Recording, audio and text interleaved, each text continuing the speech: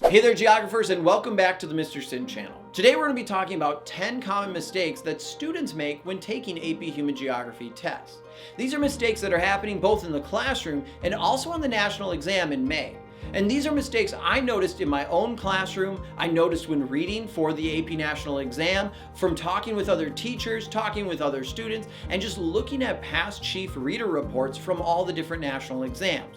So the goal of this video is to make sure you avoid these mistakes. That way you can do well in your class, you can hopefully do well on that national exam, and get some college credit. Now, some of these mistakes you might be thinking to yourself, why would students make this mistake? This is a really easy thing to avoid.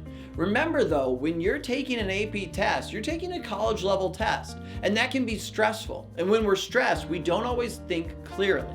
The number one mistake that students make is they panic when they see a question they don't know. So, Professor, would you say it's time for everyone to panic? Yes, I would, Kent. Don't panic. Your mind will go blank at one point during this course. You're going to see a question you don't know. Pause, take a deep breath in. Review the question. Maybe look at some of the past ones. See if there's some hints that could help you out. And at the end of the day, if you do get a test back and you did poorly on it, don't panic again. Talk to your teacher. Review the test. Another thing that students do is they forget to follow up after the test. It's really important that you review where you got things wrong. Maybe it's certain types of questions that keep tricking you, or it's certain content. By reviewing throughout the year your tests, you'll be able to become better and better at taking them. And then you'll do better on the AP exam. The second mistake that students make is they skim questions. And they're doing this because the test is timed and it's stressful. And so they'll read part of the question, they think they understand it, and they go right into the answers. This is something you should never do. On the 2020 FRQs, there was a question that I was grading that was on environmental sustainability and monoculture. And I cannot tell you how many student responses I read that talked about monoculture, but it did not talk at all about environmental sustainability. Environmental sustainability was at the end of the question. Students read the first part of the question and they went right down and answered it. They didn't finish reading the whole thing. So they didn't get the points because they didn't answer what the question was asking. So always make sure you read each question in its entirety and also read all the answers in their entirety as well. The third mistake that students make is they don't read the data correctly. A lot of questions are going to connect to a map, to a population pyramid, to some form of stimulus. You're going to have data. And oftentimes when students see that, they go right down to the question. Never do this. When you do that, you're not going to take time to really look at the information. You should look at the stimulus data first. Look at that map, look at that chart, see what it is saying. So many students in past years lose points because they go right to the question, they don't understand what information is being presented, and then they end up answering it wrong because they didn't read the data correctly. So always take some time and look at that map carefully. Review it, make sure you understand exactly what is being shown to you. Then go and answer the question. Now, the fourth mistake is specific to FRQs, and it's one thing that I noticed a lot on the national exam for 2020. It's either students are not using the stimulus provided in an FRQ or they're overusing it. Now, that might seem weird, but what happens in an FRQ is you're going to get maps, you're going to get data, and you're going to have to answer questions based off that information. And one of the things I noticed when grading some of these tests was some students would never talk about the data that was provided in the question, even though it specifically asked them to reference it. And other students would reference the data on every aspect of the question, sometimes actually creating answers that didn't make sense because there was no data that provided that answer, but they thought they had to connect to it. So they ended up creating information that wasn't there.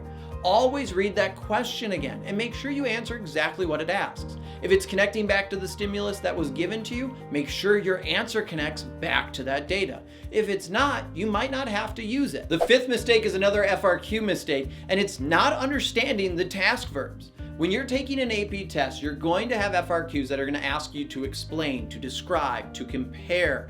All these different things have specific meanings. And I'm actually going to do an entire video on the task verbs to make sure you know exactly what they mean. Because on the past tests, many students lose points because they describe a concept instead of explaining it.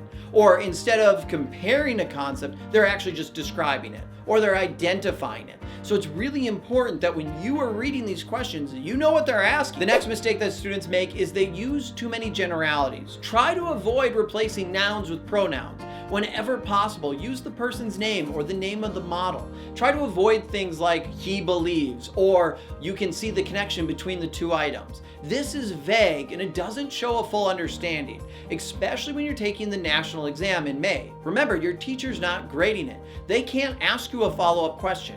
Many students are right there at getting the point, but they don't provide enough detail to really show they know it. And since we can't ask any follow-up questions on a test, then you don't get the points. So always make sure you complete your thought process and you try to use as many details as possible. The next mistake that students make is they restate the question in their answer and they don't provide new information.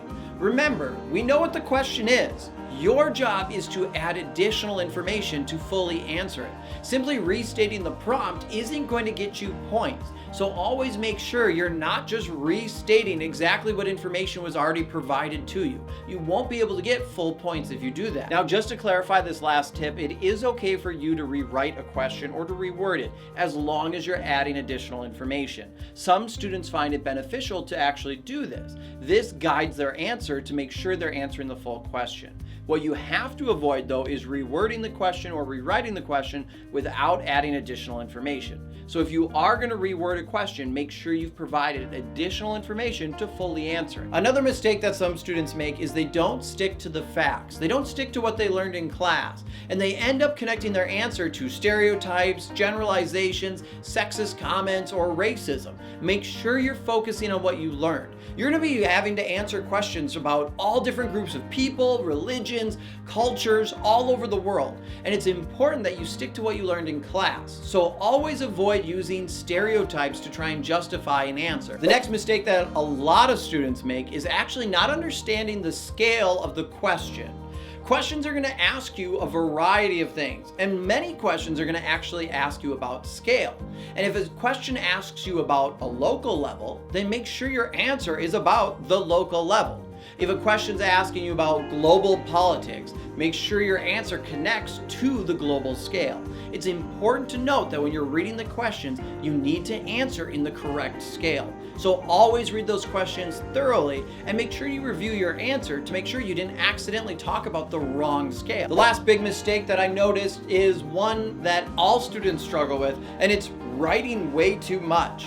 When you're taking FRQs in AP Human Geography, you need to just answer what the question's asking. Focus on giving the information that answers each part of the question, then go on to the next one. Don't feel like you need to write a paragraph for every single question you have. You won't have enough time. If you have more to say and you do have time at the end of the test, there's always time then to go back and add to it. But if you try to answer everything you know, you're going to run out of time. So focus on what the question's asking. Answer the question, and then move on to the next step. And there you have it. Those are the most common mistakes that students make on the AP test. And the more you take AP tests and the more you practice with some of these questions, the better you're going to get at it. So I encourage you to continue to practice good testing habits. Avoid these mistakes. And if you don't do well on a test, definitely talk to your teacher. Go through the test so you can identify where you're struggling with. Now, if you do need help with FRQs, with multiple choice, make sure you subscribe to my channel. I'm going to be coming out with videos that'll go over how to write an FRQ, the task verbs, and videos that'll also cover multiple choice tests. Plus, I'll have videos on all the content for AP Human Geography. Hopefully this video helped you out. I'm Mr. Sinn. Thank you so much for watching it. And until next time, geographers, I'll see you online.